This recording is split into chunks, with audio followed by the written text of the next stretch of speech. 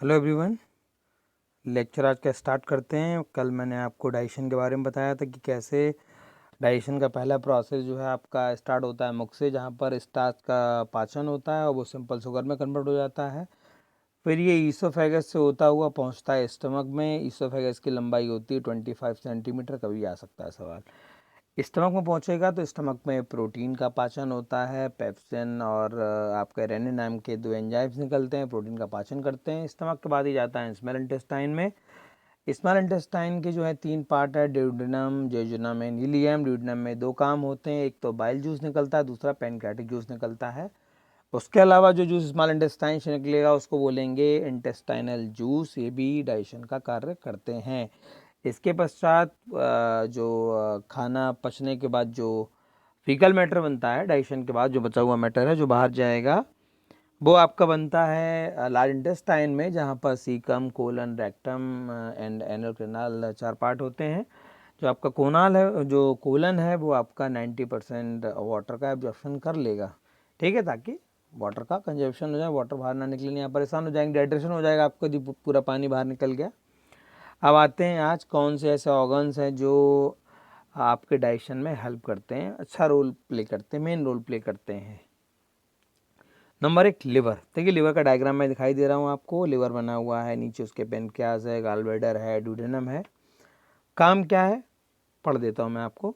Glucose से बनने वाले ग्लाइकोजन को संग्रहित करना, आवश्यकता होने पर ग्लाइकोजन ग्लूकोज में परिवर्तित होकर रक्त धारा में प्रवाहित हो जाता है। यानी क्या हुआ कि ग्लूकोज से बना ग्लाइकोजन स्टोर हो गया, जरूरत पड़ी आपने उसको ग्लूकोज के ही फॉर्म में बॉडी के अंदर रक्त के थ्रू रिलीज कर दिया। दूसरा क्या है, पचे हुए भोजन से बसाओ प्रोटीन को संसिधित करने में मदद करना।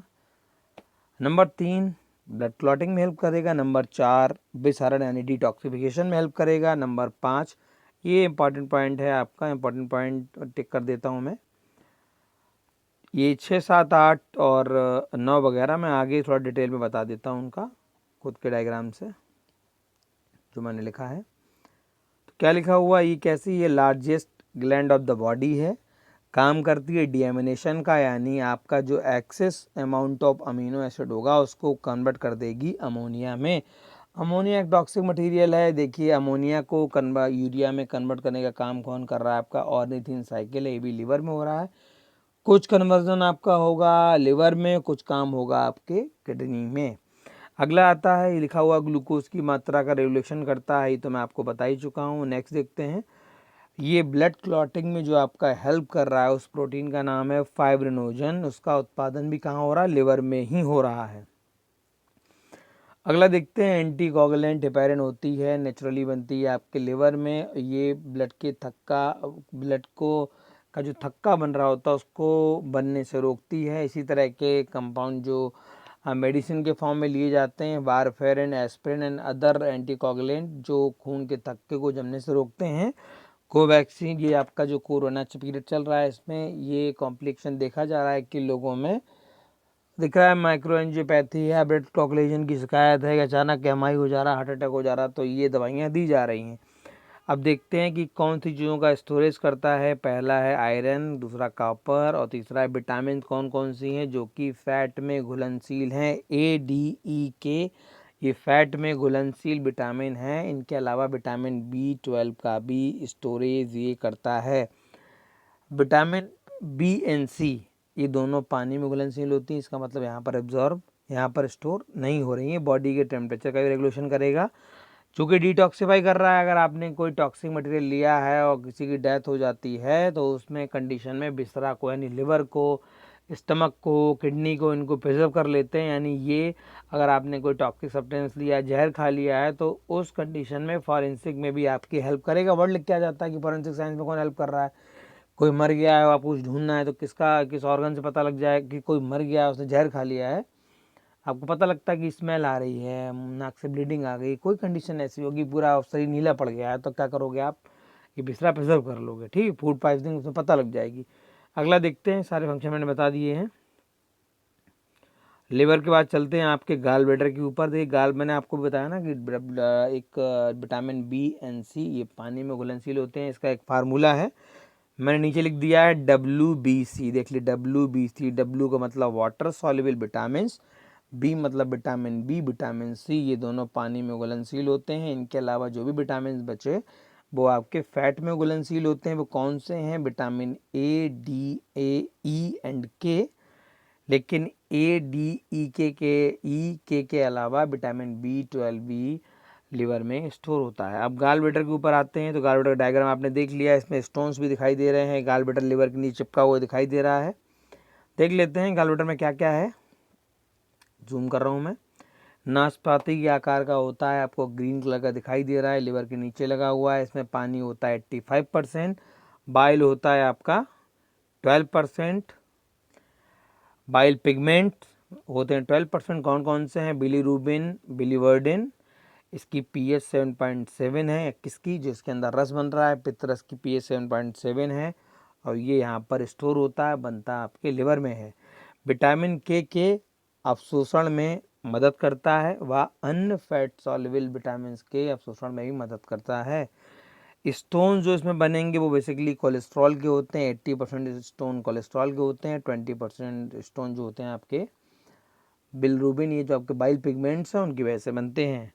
जब ये आपका अचानक ब्लॉकेज हो जाता है, बाइल डक्ट में ऑब्स्ट्रक्शन हो जाएगा, तो उससे आपको जॉइंटिस हो जाएगी, क्योंकि जो आपका लिवर होगा वो उसको एब्जॉर्ब नहीं कर पाएगा और यहाँ पर वसा का पाचन होता है।